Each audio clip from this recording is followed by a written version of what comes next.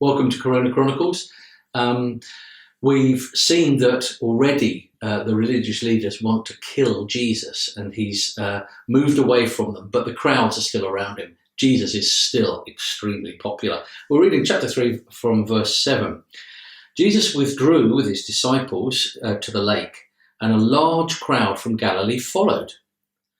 When they heard all he was doing, many people came to him from Judea, Jerusalem, Idumea, and the regions across the Jordan and around Tyre and Sidon.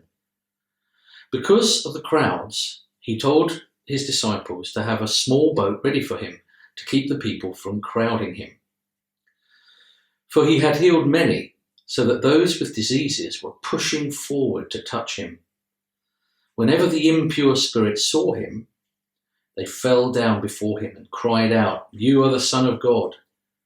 But he gave them strict orders not to tell others about him. One of the things that people who use YouTube regularly will know is that you can like your favourite people, but alongside liking them, you can subscribe to their channels so that whenever they produce some new content or a new video, you get an alert. And it enables you to follow all that they're doing online. You can subscribe to them, and they get these viral videos, crowds following them, and that Jesus has gone viral in that sense. There are people now subscribing to his channel, if you can put it that way. They're wanting to know what he's doing, where he is, so that they can follow and keep up with him. And as you can see here, Jesus' popularity has extended beyond the borders of just his local ministry area. And there's people coming now from all these different regions. And we get a clue as to why they're coming a bit later on, verse 10, for he had healed many, so that those with diseases were pushing forward to touch him. So obviously word has got round about this incredible man who is teaching with authority, also able to deal with the diseases that people have. And so if you were suffering from one of those diseases, it is no wonder people are coming to crowd around Jesus.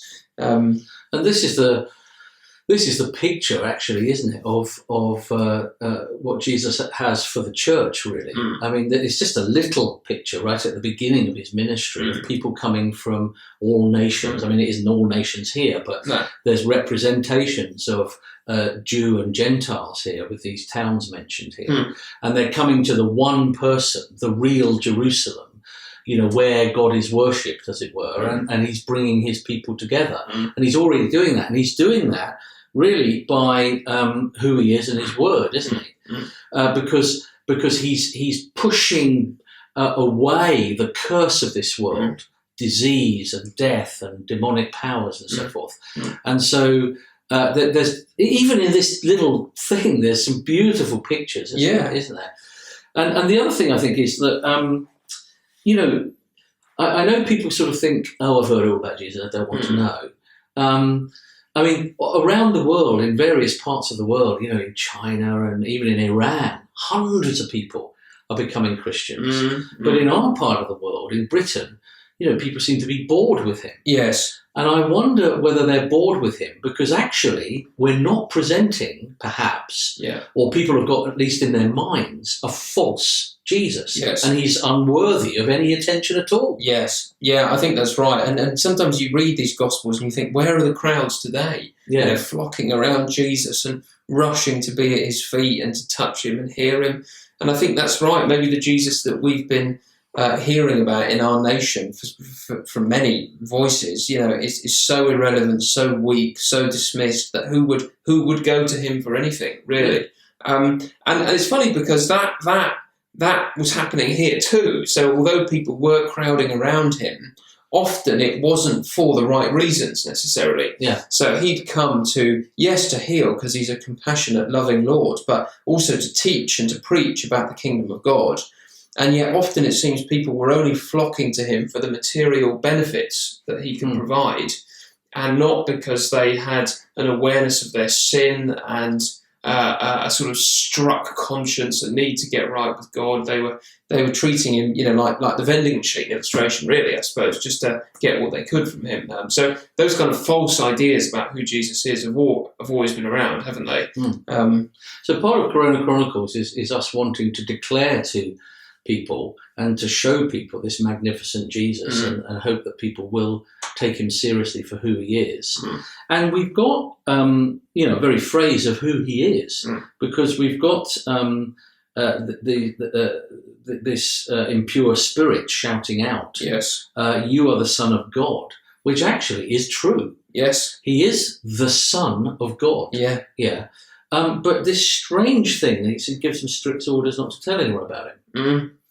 Yeah, it is strange, because on the one hand you would think, well, if that's a true statement, then why not publish it abroad? Let it be heard. And I mean, it's interesting that I just sort of noticed it this time, that whenever the impure spirits saw him, so there is something so authoritative about the Son of God on the move. He doesn't even have to speak.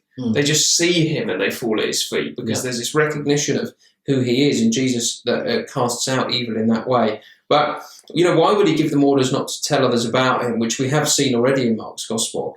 And I think it's because Jesus in Mark's Gospel is wanting to show us who he is, both in his identity but also in his mission.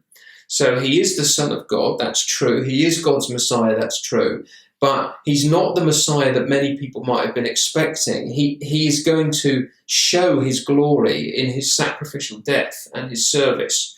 And there's a danger, I suppose, if just one half of the message gets out, that more and more people are going to be confused and more people are going to crowd him, and he's going to be even less free to move between the villages preaching. And so Jesus doesn't want only half a gospel to go out, if you like. He wants the Son of God, yes, true, but the suffering Son to go together. So that's probably... And that is, in fact, the two halves of Mark that we'll see when we get there. You get chapters 1 to 8 and then 8 to 9. You get a very dramatic healing there that shows us that we need both parts. He's the Son of God, but he's the Son of God that came to die. Because Son of God here could just be a rebellious king against, or a king that's going to rebel against the Romans. Yeah, if you take it and bring back yeah. sort of Jerusalem to its power. But I think another sort of aspect is that if we present a weak Jesus, a bland Jesus that isn't the Son of God, that isn't churning the cursed world, bringing blessing into the cursed world and getting rid of the curse, and we just have a Jesus of politics, or which is what they probably wanted, or a Jesus of save the planet, or Jesus the vegan, or Jesus the hippie, or something. He's so bland that no one wants to hear him. No. At least here, the enemies want to kill him. Yeah. Why do they want to kill him? Because he stirs them up, because he says, I am the Son of God. Yeah. And why do people come out from everywhere? Because he's the one that can turn the curse around. Yeah. So we've got a bold, strong Jesus, and not some mamby-pamby, wet sort of religious leader that no one cares about. Yeah. And we've got to get on with teaching that. And so Jesus is going to gather his disciples to teach them who he is, so that they can preach a proper Jesus. Yeah, absolutely. Yeah. Well, we must finish there, and so we'll carry on this next time.